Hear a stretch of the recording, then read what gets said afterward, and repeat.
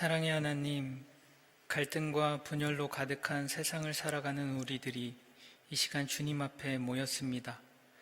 주님을 바라보며 당신의 지혜를 구하오니 우리에게 말씀하여 주시옵소서. 주님의 빛을 우리에게 비추시고 우리가 가야 할 길을 알려 주시옵소서. 이 자리에 함께 계시는 예수님의 이름으로 기도드립니다. 아멘.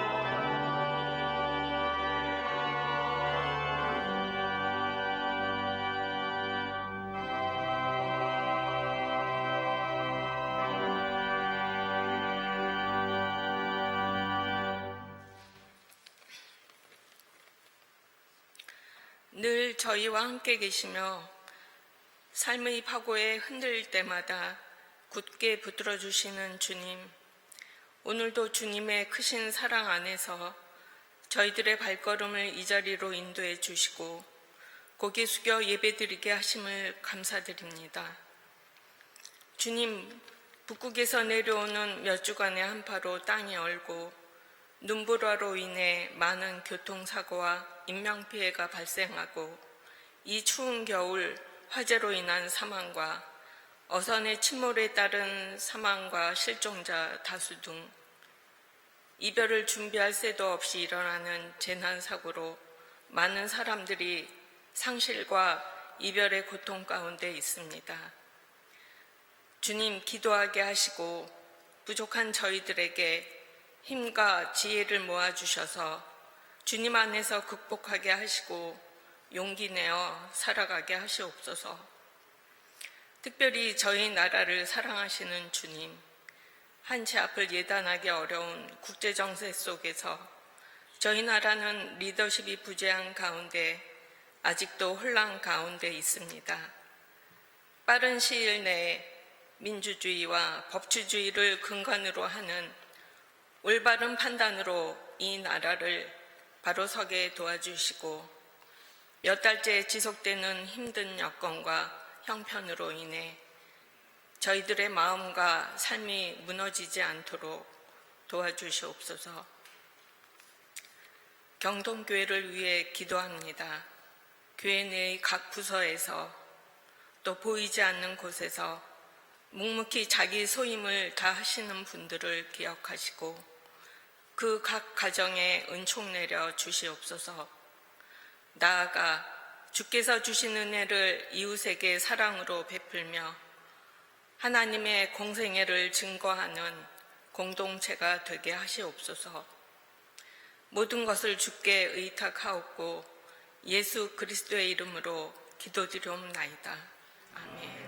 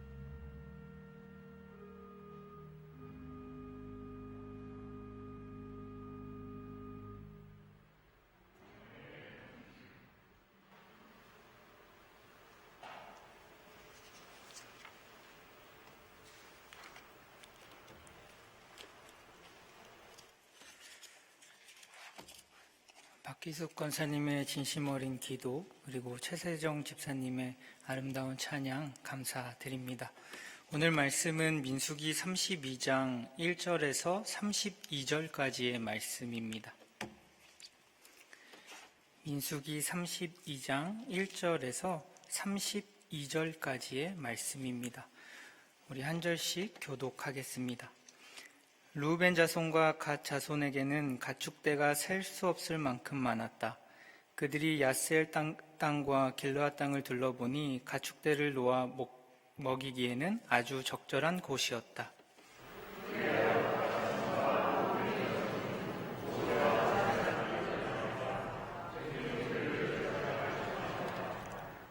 아다롯과 디본과 야셀과 니므라와 헤스본과 엘라알레와 스밤과 느보와 부오는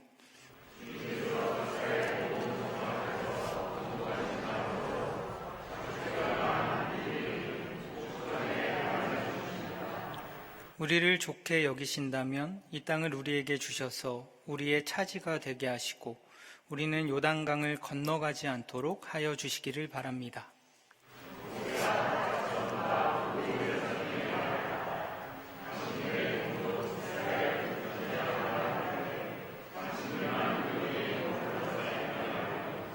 이스라엘 자손이 주님께서 주신 땅으로 가려고 하는데 어찌하여 당신들은 동족의 사기를 꺾으시오?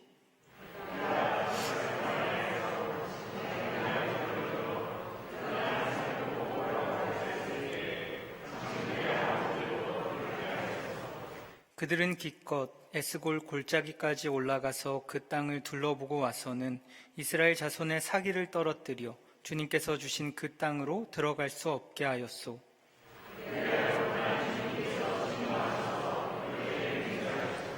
그들이 나를 철저히 따르지 아니하니 이집트에서 나온 이들 가운데서 지금 20살이 된 사람으로부터 시작하여 그 위로는 어느 누구도 내가 아브라함과 이삭과 야곱에게 주기로 맹세한 그 땅을 볼 수 없을 것이다.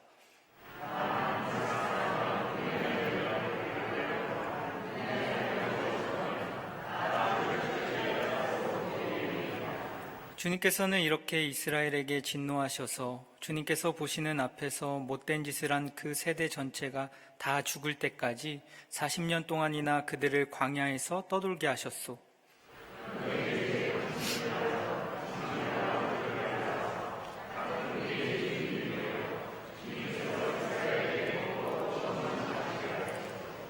당신들이 주님을 따르지 않고 돌아선다면 주님께서는 다시 이 모든 백성을 광야에 버려두실 것이요.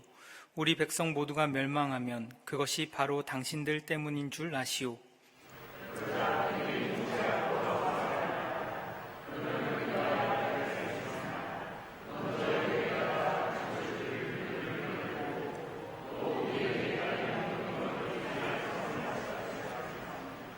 이 땅 원주민들도 있고 하니 우리에게 딸린 어린 것들이 안전하게 머물 수 있도록 성을 단단하게 쌓은 다음에 모두가 무장을 하고 이스라엘 자손의 선발대가 되어 그들이 가야 할 곳까지 그들을 이끌고 가겠습니다.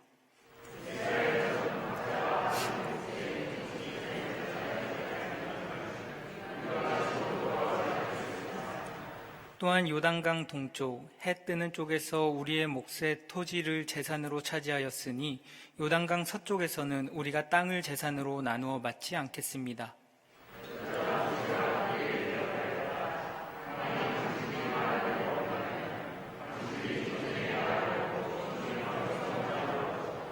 주님께서 그의 대적을 그 앞에서 몰아낼 때까지 당신들 모두가 무장한 채로 주님 앞에서 요단강을 건넌다면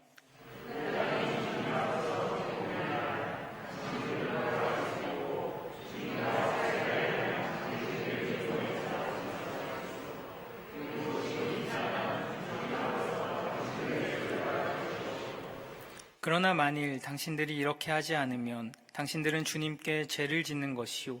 이러한 죄를 짓고서는 당신들이 절대로 그 죄에서 벗어나지 못할 줄 아시오.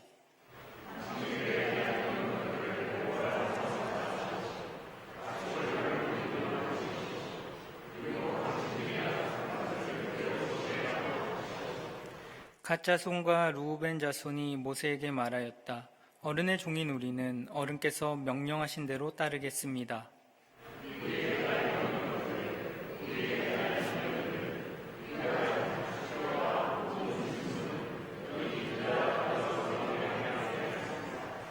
그러나 어른의 종인 우리는 말씀하신 대로 모두 각자 무장을 하고 요단강을 건너가 주님 앞에서 싸우겠습니다.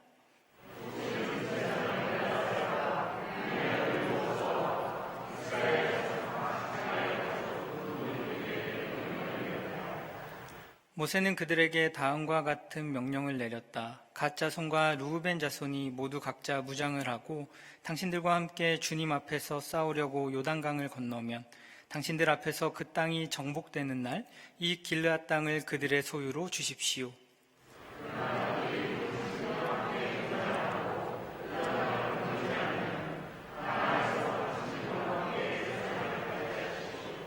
갓 자손과 르우벤 자손이 대답하였다. 어른의 종인 우리는 주님께서 말씀하신 대로 하겠습니다. 우리는 주님 앞에서 무장을 하고 요단강을 건너 가나안 땅으로 들어가겠습니다. 그러나 우리는 우리의 소유될 땅을 차지하겠습니다.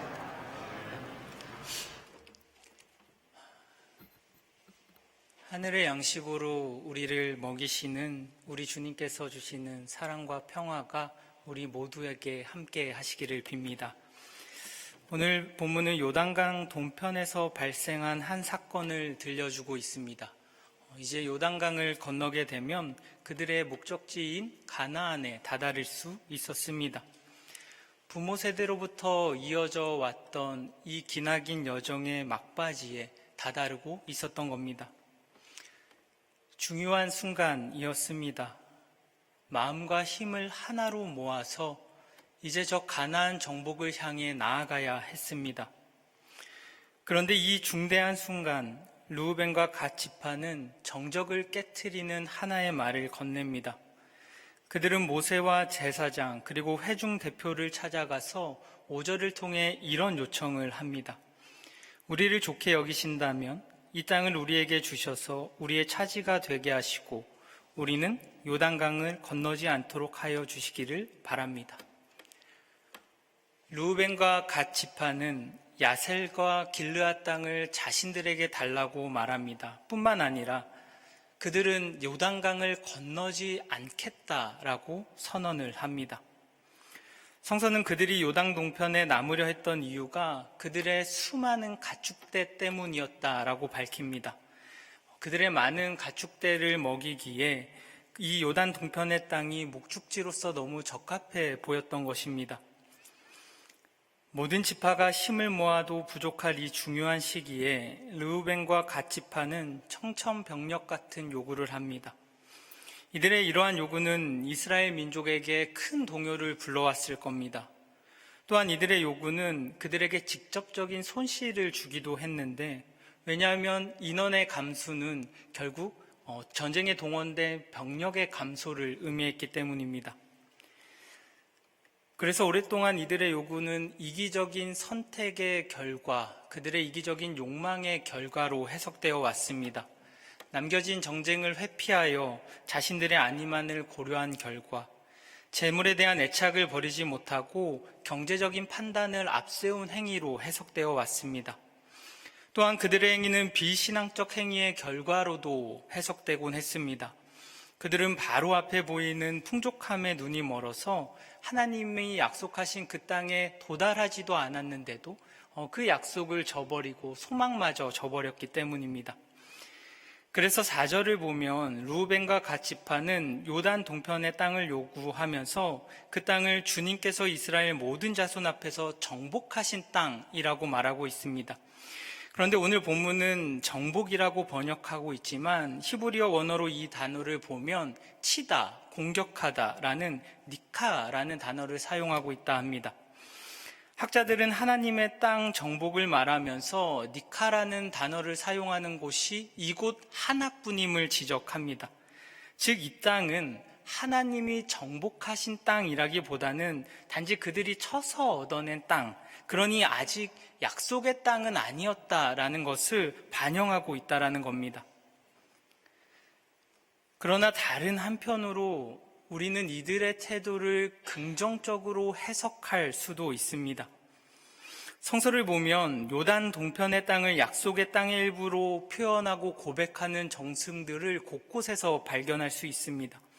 출애굽기 23장 31절을 보면 하나님은 이스라엘을 가나안으로 보내실 때에 그 땅의 경계를 이렇게 말씀합니다.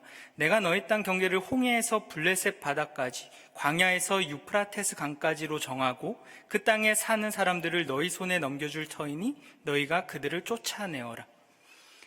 여기에서 광야에서 유프라테스까지의 강이 바로 요단강 동편의 지역을 의미합니다. 또한 이러한 정승은 믿음의 조상 아브라함에까지로까지 거슬러 올라갈 수 있습니다. 하나님께서는 아브라함과 언약을 맺으시면서 이집트 강에서 유프라테스에 이르기까지 내가 이 땅을 너희 자손에게 주겠다라고 말씀하셨습니다. 그리고 이어지는 말씀에서 하나님께서는 요단 동편에 해당하는 지역들의 이름을 나열하십니다. 또한 오늘 성서 본문인 이 민수기 자체에서도 우리는 요단 동편의 땅이 하나님께서 주신 땅임을 확인할 수 있습니다. 민수기 21장의 후반부를 보면 이스라엘은 요단 동편의 땅을 정복하기 시작합니다. 그런데 이 과정에서 하나님께서는 이들이 바산의 왕 옥과 싸우기 전에 모세에게 이런 말씀을 들려주십니다. 21장 30절의 말씀은 이렇습니다. 그때 주님께서 모세에게 말씀하셨다. 그를 두려워하지 말아라. 내가 그와 그의 온 군대와 그의 땅을 너의 손에 넘겼으니 전에 헤스본에 사는 아모리 왕 시온을 무찌른 것처럼 그를 무찔러라.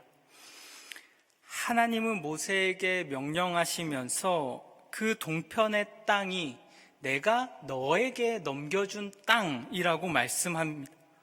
그러니 여러분, 민수기 자체에서도 요단 동편의 땅을 하나님의 소유와 약속의 땅이라고 해석하고 있는 이 전승들이 공존하고 있음을 우리는 알 수 있는 겁니다. 그래서 요단 동편의 정쟁에서 벌어지는 정복 전쟁을 자세히 보면 이 표현과 요소들에는 하나님의 거룩한 전쟁에서 사용되었던 여러 표현들을 우리는 발견할 수 있기도 합니다. 이렇게 보면 르우벤과 갓지파의 요구를 창의성과 용기 있는 행위로 해석할 여지, 그리고 이들의 요구를 믿음의 결과로 해석할 수 있는 여지가 마련됩니다. 그들은 2세대다운 진취적인 태도로서 요단 동편을 바라보았습니다. 요단 동편도 하나님의 소유라는 믿음, 그리고 그곳에서 펼쳐질 미래의 가능성을 발견했던 겁니다. 그렇게 우리는 이들의 태도와 말에서 1세대의 실패자들이 보인 두려움의 언어는 발견할 수 없습니다. 개역개정에서 이 본문들을 보면 그들은 그 땅을 요구하며 하나님의 기업을 우리에게 달라라고 요청합니다. 기업이라는 것은 대대로 물려오는 재산과 땅을 의미합니다. 이미 속해 있던 땅을 요구할 때 사용하는 단어입니다. 르우벤과 갓지파는 요단 동편의 땅이 이미 하나님께 속해 있었던 땅임을 믿었습니다. 그래서 그들은 자신들의 기업을 당당히 요구합니다. 그들은 미래에 대한 두려움으로 인해, 전쟁에 대한 두려움으로 인해 요단 동편에 머물기를 선택했던 것이 아닙니다. 요단 동편은 분명히 목축을 하기에는 좋은 곳이었지만 그러나 안전이 보장된 곳도 아니었습니다. 만약 남은 지파들이 강을 건넌다면 그들은 주변국들의 공격에 쉽사리 노출될 수도 있었기 때문입니다. 그러나 그들은 하나님을 향한 믿음으로 새로운 가능성의 세계를 열어갔습니다. 하나님의 기업을 달라고 당당히 요구했습니다. 그렇다면 모세는 이들의 요구를 어떻게 생각했을까요? 맨 처음 모세는 이들의 요구를 쉽게 받아들일 수 없었습니다. 모세의 반응을 보면 우리는 그들을 향한 비판과 질책이 가득하다는 것을 알 수 있습니다. 모세는 그들의 요구가 다른 동족의 사기를 꺾는 일이라고 말하기도 하며 15절을 보면 그들이 이 길을 같이 가지 않는다면 하나님께서 다시 광야에 그들을 전부 내버려 두실 것이고, 그리고 백성의 멸망은 그들의 책임일 거라고까지 말하기도 합니다. 모세가 이렇게 격양된 반응을 보인 건 그가 그들의 모습에서 과거의 한 사건을 떠올렸기 때문입니다. 모세는 8에서 9절을 통해 그날의 일을 이렇게 회상하고 있습니다. 8에서 9절의 말씀입니다. 내가 가데스 바네아에서 당신들의 아버지들더러 그 땅을 살펴보러 오라고 하였을 때에 당신들의 아버지들도 그렇게 하였소. 그들은 기껏 에스골 골짜기까지 올라가서 그 땅을 둘러보고 와서는 이스라엘 자손의 사기를 떨어뜨려 주님께서 주신 그 땅으로 들어갈 수 없게 하였소. 모세는 지금 그들의 모습을 통해서 약 40년 전 가나안 정복을 포기하게 한 정탐꾼들의 모습을 보았습니다.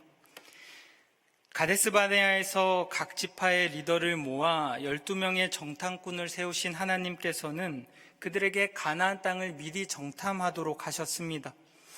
그런데 그 땅을 보고 온 10명의 정탐꾼은 그 땅을 부정적으로 말하며 또한 그 땅의 원주민들이 너무 강해서 우리는 저 땅을 차지할 수 없을 거라고 말했습니다.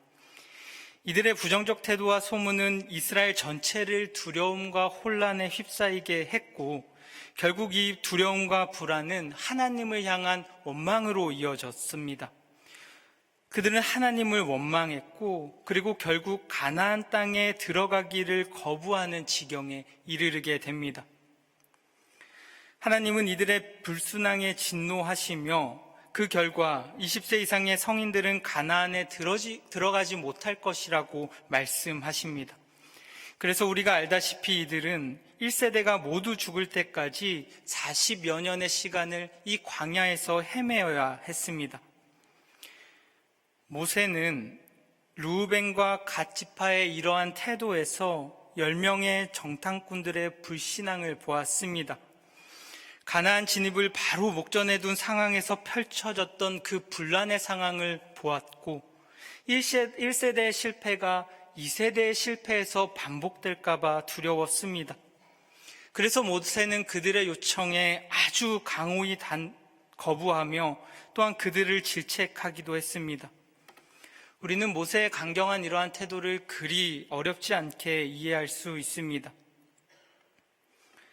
모세가 염려했던 것처럼 이 역사는 반복을 통해서 역사가 이루어집니다. 과거의 사건은 지금의 순간을 통해서도 일어나며 반복되곤 합니다.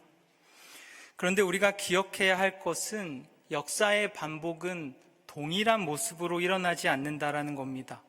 우리는 그 역사의 반복 속에서 펼쳐지는 차이에 집중해야 합니다. 토마스 만의 소설 마해산의 주인공 한스는 매번 식당 문을 예의 없이 열고 들어오는 쇼사라는 이 부인에게 눈길이 끌리고 맙니다. 그리고 이 예의 없는 그녀의 모습 속에서 어떠한 사랑을 발견하게 됩니다. 이렇게 예의 없고 눈치 없는 그녀를 어떻게 그는 사랑하게 될 수 있었던 것일까요?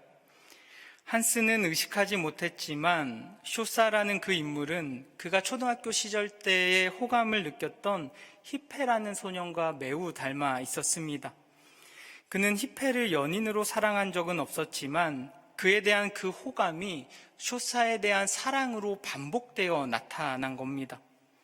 과거의 히페라는 인물은 현재의 쇼사라는 인물로 통해서 나타났습니다. 그러나 이 사랑은 과거의 동일한 반복은 아니었습니다. 사랑은 히페가 아니라 쇼사로 변신하여 나타났기 때문입니다. 그래서 반복의 사상가인 들레즈라는 인물은 반복이라는 것을 차이의 반복이라고 정의합니다. 역사는 반복됩니다. 그러나 역사는 동일한 모습으로 반복되지 않고 변형을 거치며 반복됩니다. 그렇게 그는 반복되는 역사는 새로운 출현을 예고하는 계기와 가능성이다라고 우리에게 말합니다. 반복되는 역사를 마주한 모세는 실패로 끝난 과거의 경험으로 인해 두려웠습니다. 또 한 번 실패를 마주할까 봐 두려웠습니다. 그래서 모세는 그들의 태도와 요구를 강하게 비판합니다. 그러나 모세는 그 과거에 안주해서는 안 됐습니다. 반복되는 역사에서 발생되는 새로운 가능성과 차이를 발견해야만 했습니다. 그래서일까요? 정탐꾼 사건 그리고 오늘 본문은 매우 동일한 요소들을 갖고 있습니다. 그러나 이 동일한 요소 속에서도 아주 중요한 차이점들을 우리에게 보여줍니다. 이 두 사건은 모두 동일하게 같은 숫자 구조를 지니고 있습니다. 정탐꾼의 이야기를 보면 가나안 정복을 10명이 반대하고 2명이 찬성합니다. 또한 이번 사건도 10지파와 2지파로 갈라집니다. 10과 2, 10과 2이라는 동일한 숫자의 반복이 이뤄지고 있습니다. 그러나 이번 사건에서는 아주 중요한 차이들을 지닙니다. 반대하는 이와 찬성하는 이의 숫자가 뒤바뀌어 나타났다라는 겁니다. 가나안 정복을 거부한 건 단 2지파뿐이었으며 남은 10명의 지파는 요단강을 함께 건너려 합니다. 또한 정탐꾼들은 두려움으로 인해 가나안 정복을 거부했지만 그들은 믿음을 통해 동편에 남아있겠다는 요구를 합니다. 그 땅도 하나님의 소유이니 기업을 물려받아야 한다는 믿음으로써 이 정복을 거부하며 그 동편에 남아있겠다 말했던 것입니다. 동일한 역사의 반복 같지만 이 세대들은 앞서의 역사와는 전혀 다른 형태의 반복을 이뤄내고 있는 것입니다. 만약 모세가 이러한 차이를 인식하지 않고 두려움으로 인해 자신의 강경한 태도를 고수했다면 이들의 갈등은 걷잡을 수 없는 사태로 번졌을지도 모릅니다. 어쩌면 1세대보다 더 큰 실패를 그들은 반복했을지도 모릅니다.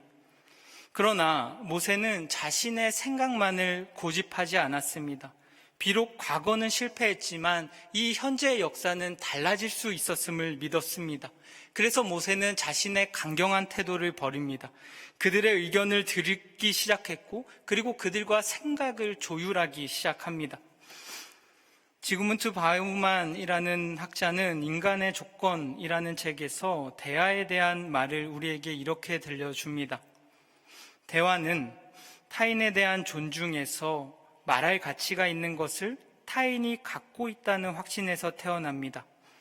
대화는 타자의 관점, 타자의 의견과 주장이 들어설 자리가 우리 마음속에 마련되어 있다는 것을 보여주는 것입니다. 대화의 태도는 선언적인 유죄 선고가 아니라 진심 어린 수용입니다. 대화를 하려면 방어막을 허물고 문을 열고 인간적인 친절함을 보여줄 수 있어야 합니다. 우리는 때때로 자기 확신에 찬 사람과 대화를 할 때면 알 수 없는 답답함을 느끼곤 합니다. 그들의 언어와 태도에는 여백이 없기 때문입니다. 그리고 이러한 언어가 횡행할 때 세상은 거칠어지기 마련입니다. 나의 말만 맞다는 이 편협한 태도는 나와 생각이 다르고 입장이 다른 사람을 비진리로 여기며 그들을 비방하기 때문입니다. 그렇게 토마스 벨이라는 인물은 지옥의 본질에 대해서 이런 말을 들려줍니다.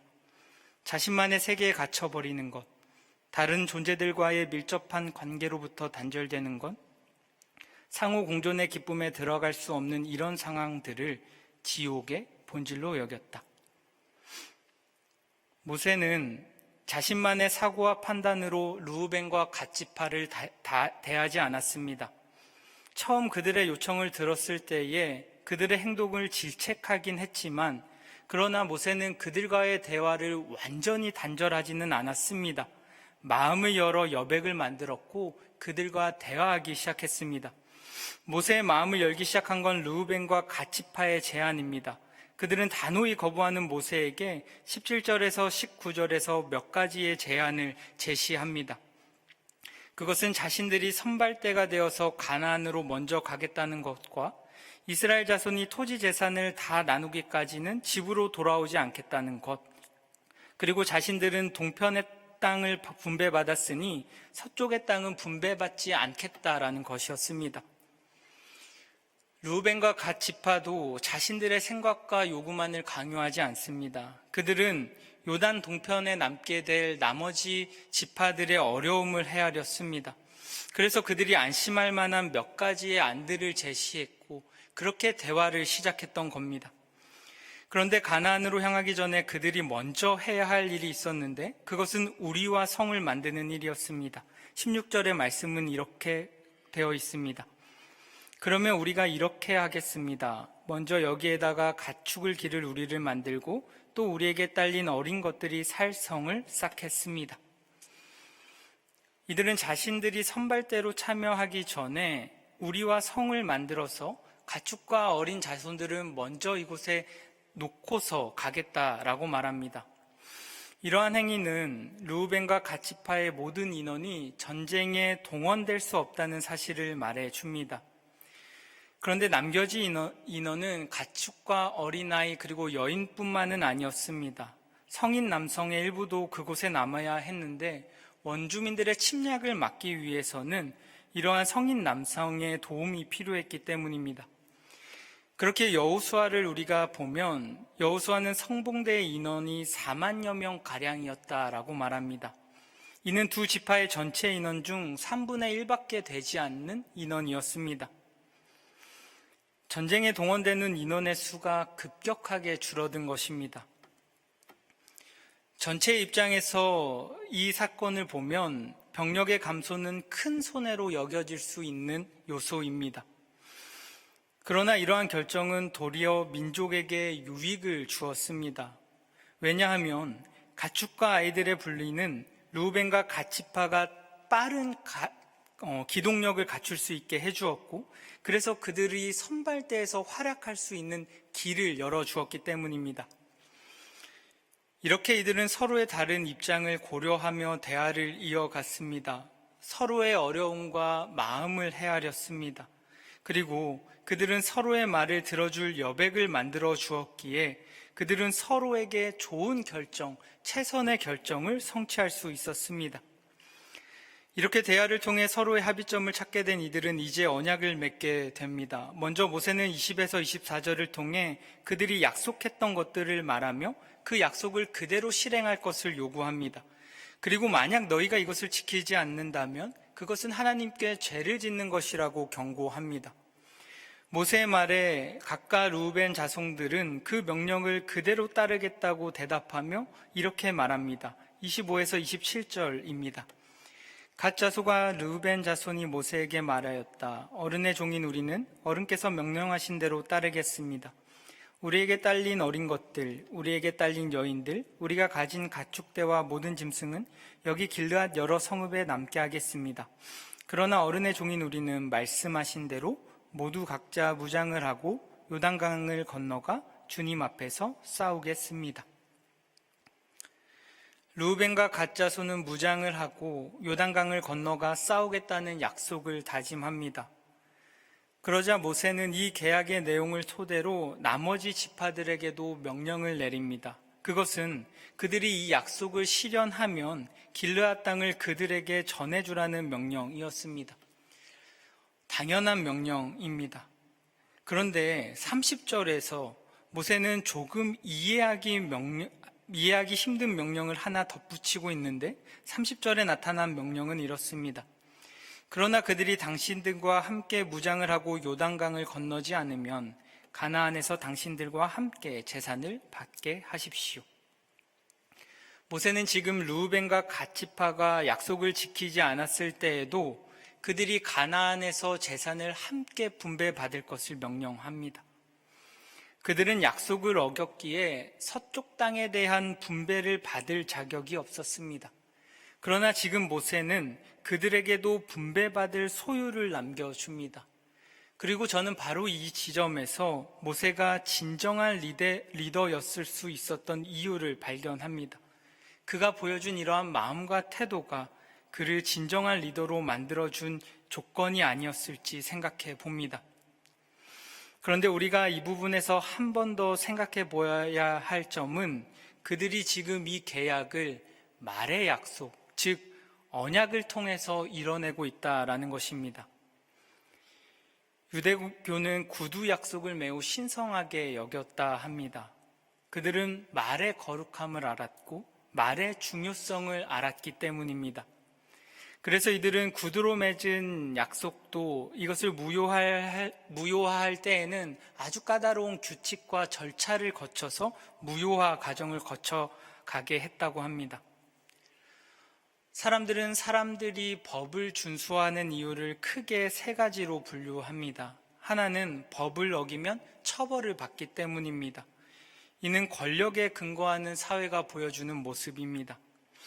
두 번째는 그렇게 하는 것이 자신에게 이익이 될 때입니다.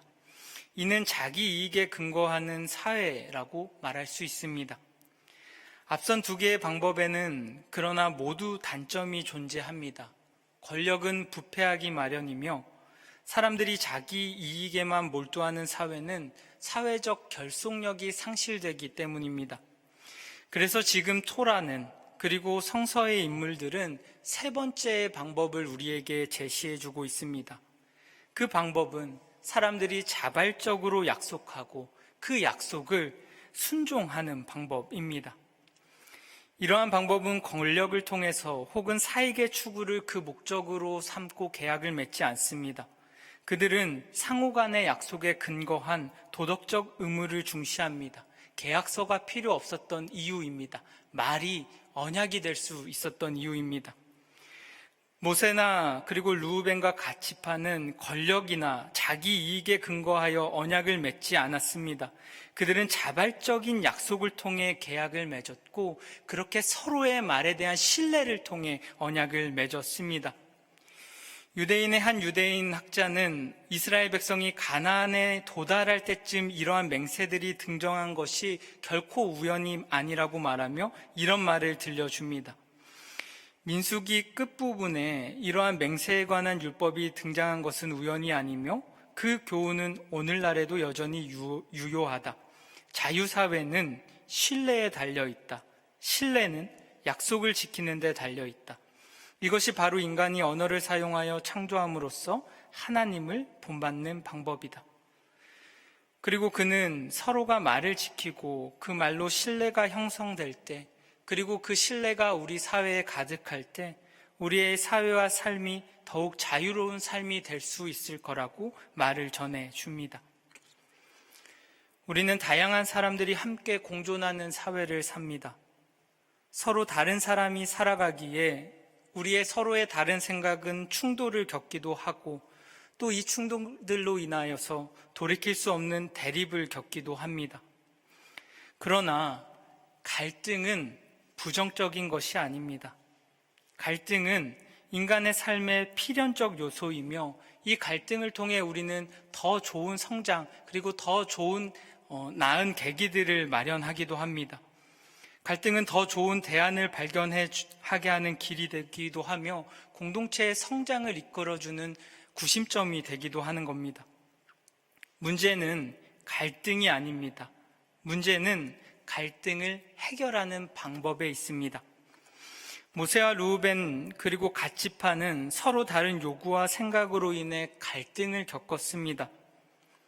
이 갈등은 이 민족의 존폐를 결정한 중요한 갈등이기도 했습니다. 그러나 그들은 이 갈등을 대화와 합의를 통해 조율해 갔습니다. 서로의 생각을 들어주었고 우리 공동체에게 유익이 되는 방향을 찾아 나갔습니다. 자신의 생각만을 강요하지 않았습니다.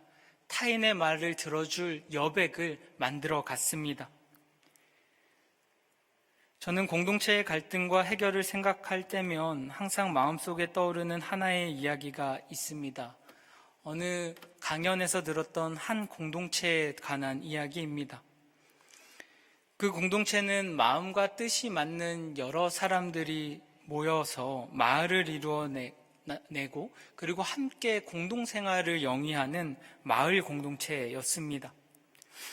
하루는 공동체원들이 모여 마을의 문제를 나누고 해결하기 위한 자리를 가졌을 때에 그날에 그들이 중요시했던 안건은 머리카락이 화장실 하수구에 껴서 자주 막힌다라는 내용이었습니다. 만약 우리에게 이러한 상황이 펼쳐진다면 교우 여러분들은 어떤 답을 찾아가셨겠습니까? 어쩌면 간단하게 해결할 수 있는 문제였을 수도 있습니다. 사람들의 의견을 하나씩 들어서 그 의견들 중에서 투표를 해서 가장 많이 나온 의견을 그 해답으로 제시했으면 아마도 손쉬운 해결책이 나왔을 겁니다. 그러나 이들은 쉬운 방법을 택하지 않았습니다. 그들은 이 간단한 문제를 두고 어린아이에서 노인네 할 것 없이 함께 모여서 하루에서 이틀 정도의 대화를 가졌다고 합니다. 그리고 그들이 그 결과 찾은 방법은 이것이었습니다. 발견한 사람이 먼저 치우자. 순번을 돌아간다거나 사용한 사람이 즉각 치운다거나 순번을 정해서 잘하지 못한 사람들에겐 페널티를 준다거나 규칙을 세운다거나 이러한 일들이 가능했을 것입니다.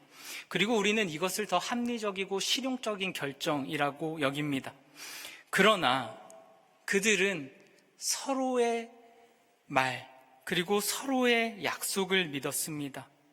그리고 서로에 대한 이 신뢰를 통해 발견한 사람이 먼저 치우자라는 어떠한 규칙도 어떠한 제약도 없는 아주 자유로운 합의에 이를 수 있었습니다. 오늘날 분열로 가득 찬 우리 사회에서 필요한 건 바로 이러한 태도들이 아닐까 생각해 봅니다. 그런데 오늘 본문에서 아마도 가장 중요한 말이 있다면 그것은 본문에서 7차례나 반복되고 있는 주님 앞에서라는 말일 것입니다. 이 말은 20절, 21절, 22절, 27절, 29절, 32절에서 계속해서 반복됩니다. 주님 앞에서라는 말은 그들의 정복 전쟁이 하나님 앞에서 행해지는 거룩한 전쟁, 하나님의 전쟁임을 뜻하는 것이기도 하지만 그들의 서약과 행위들, 그들의 모든 행위들이 하나님 앞에서 행해진다는 그러한 믿음의 고백이기도 했습니다. 서로 다른 입장과 생각도 하나님 앞에서 행해진다면 우리는 서로의 다름을 인정할 수 있게 됩니다.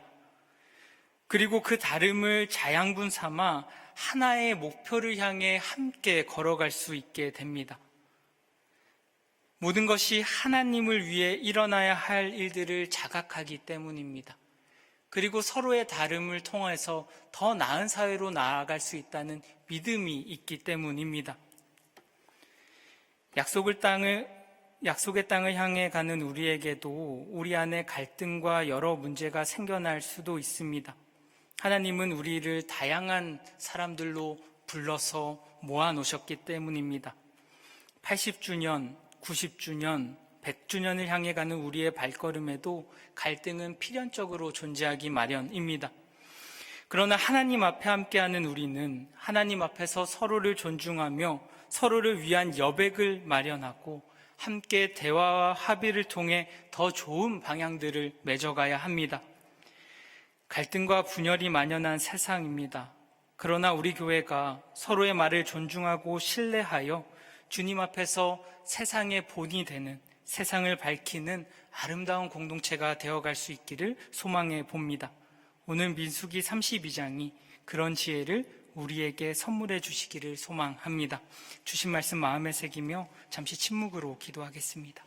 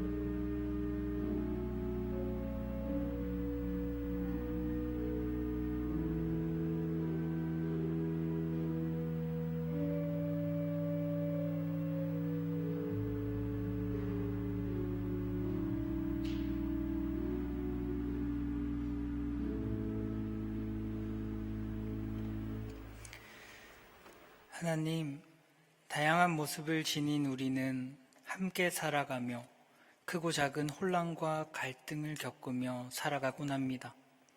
그래서 지금 이 세상은 서로를 향한 근거 없는 비방과 혐오의 말을 생산해내며 큰 혼란과 분열로 진통을 겪고 있습니다. 주님, 우리들의 마음에 타인의 말을 받아줄 작은 여백들이 생겨나게 하여 주시옵소서. 그래서 우리 사회가 함께 살아가기 위한 세상을 여는 대화와 소통을 시작할 수 있도록 우리를 인도하여 주시옵소서. 분열된 세상을 하나로 잇기 위해 이 땅에 오신 우리 구주 예수 그리스도의 이름으로 기도드립니다. 아멘.